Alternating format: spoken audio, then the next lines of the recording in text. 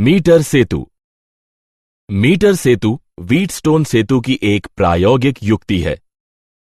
यह यंत्र 1 मीटर लंबे एक समान अनुप्रस्थ काट क्षेत्रफल वाले तार से निर्मित होता है, जिसे 2 टर्मिनलों ए और सी के बीच एक लकड़ी की पट्टी पर एक समानांतर मीटर स्केल, जो तार के किसी भी भाग की लंबाई माप सकती है, के साथ कस दिया जाता है।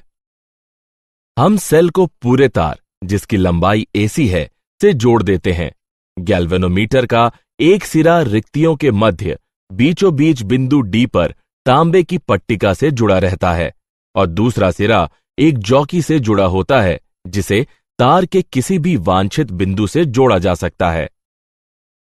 एक प्रतिरोध बॉक्स R रिक्ति G1 से जुड़ा होता है और अज्ञात प्रतिरोध S रिक्ति G2 से जुड़ा होता है। संतुलन की अवस्था में हम पाते हैं, अज्ञात प्रतिरोध की गणना के लिए हमें केवल संतुलन लंबाई ही की शुद्ध परिगणना करनी होती है। विभव मापी। विभव मापी का अनुप्रयोग 2 सेलों या EMF के अन्य 2 स्रोतों के EMF की तुलना करने के लिए किया जाता है। विभव मापी का प्रयोग सेल के आंतरिक प्रतिरोध के मापन, धारा मापीय वोल्ट मापी के अंश शोधन, प्रतिरोधों की तुलना करने और ताप विद्युत EMF के मापन के लिए किया जाता है।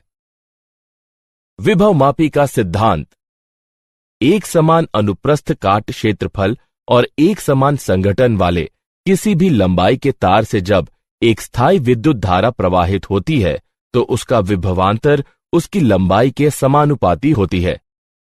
विभव मापी से जितना कम विभवांतर मापा जा सकता है, विभव मापी की संवेदनशीलता उतनी ही अधिक होती है।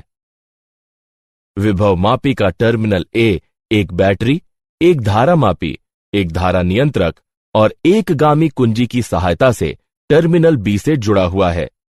दिए गए सेल का धनात्मक टर्मिनल, जिसकी आंतरिक प्रतिरोधकता ज्ञात करनी है, विभव मापी के टर्मिनल A से जुड़ा हुआ है और ऋणात्मक टर्मिनल एक गैल्वेनोमीटर G और प्रतिरोध बॉक्स के माध्यम से सर्पी संपर्क S से जुड़ा हुआ है।